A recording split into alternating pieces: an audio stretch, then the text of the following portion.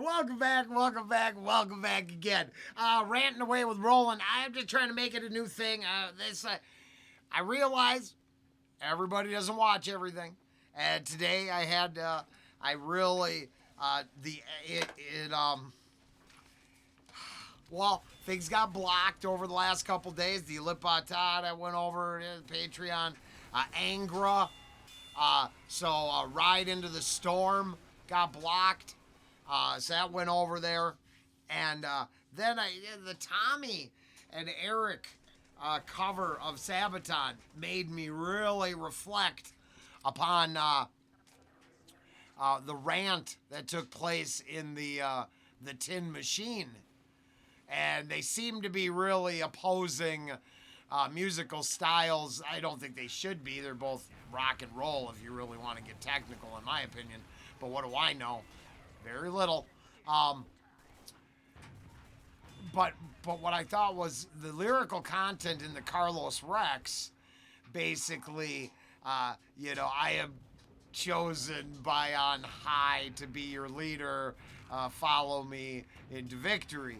And over in the Tin Machine, it was really felt like it was combined. It was very one-sided, but hating indictments of ideologies it didn't like and stuff like that. And I thought about it, and I was like, because somewhere I was ranting and raving about the our biggest problem is always listening. Now, sometimes it seems to, form a country. Other times it forms, leaves nothing but a bad taste. Okay. Extremities on the scale. I get it. I do. But I just thought the whole thing was kind of, it made me think that as I'm ranting away, I get reminded that I believe what I'm saying, even though I think I'm nuts and it's for shits and giggles. I guess in the middle of the Sabaton tune, I realized, this lyrical content is literally reinforcing what I was kind of talking about. I'm not saying it's right or wrong, but it's that whole, there are always those who believe to be commanded by on high to do the bidding, and then the followers who buy into that. And then, history shows us, unfortunately, who writes the tales. But I wonder, until we realize that it's the following along and going along with it, and, to keep the last couple days consistent and tied together, it's like thinking the world's going to come to the end in the eclipse. How many civilizations, blood sacrificial tribes, and straight up lost peoples of somewhere at some time thought the same thing? Not a single success. Zero success rate on the doomsday narrative.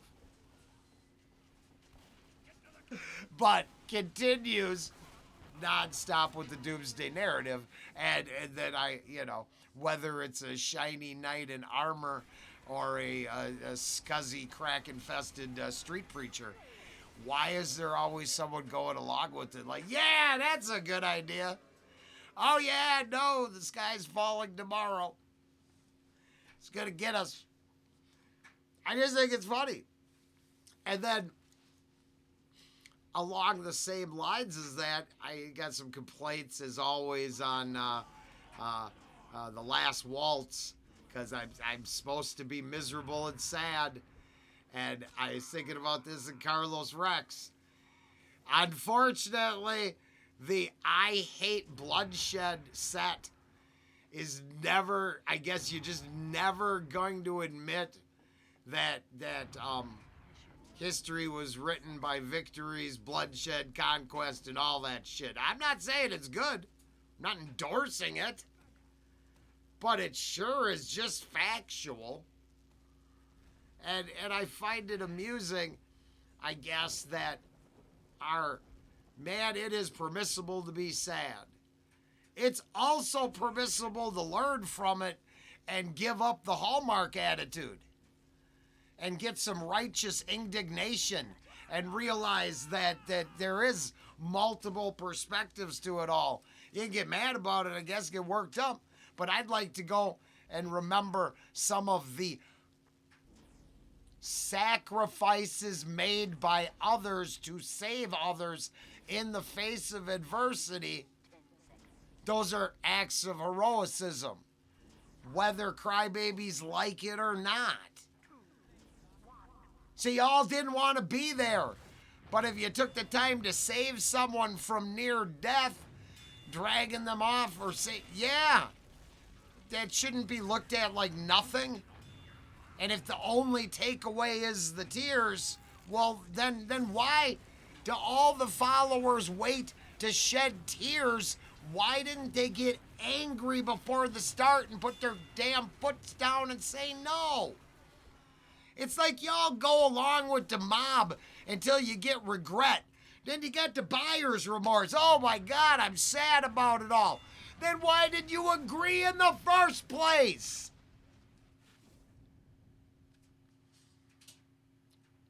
That's why I don't disrespect someone who runs from it or faces the consequences of saying no, because no is a permissible answer.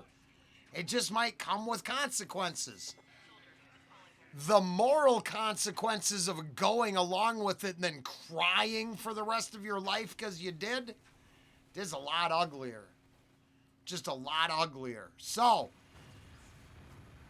I guess if I have to take a high road or a low road in life, even though I know psychopaths go to the hilltop, put on golden robes, and convince idiots to follow them, I will still continue trying to live my life believing that acts of bravery, honor, and integrity exist in a world full of crybaby bitches.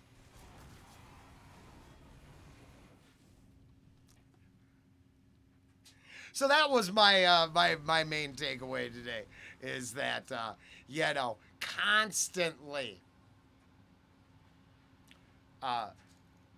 complaining about the end of it all, but then literally going along with the machine that creates the end of it all.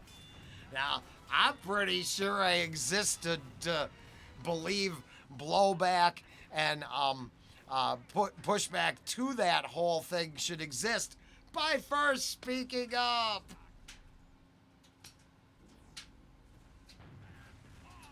Well, that's just me. I've indicted the Hallmark moment for a couple years already, so I ain't gonna stop today. All in all, it has been fun. I'll be back at it Monday morning. See you then.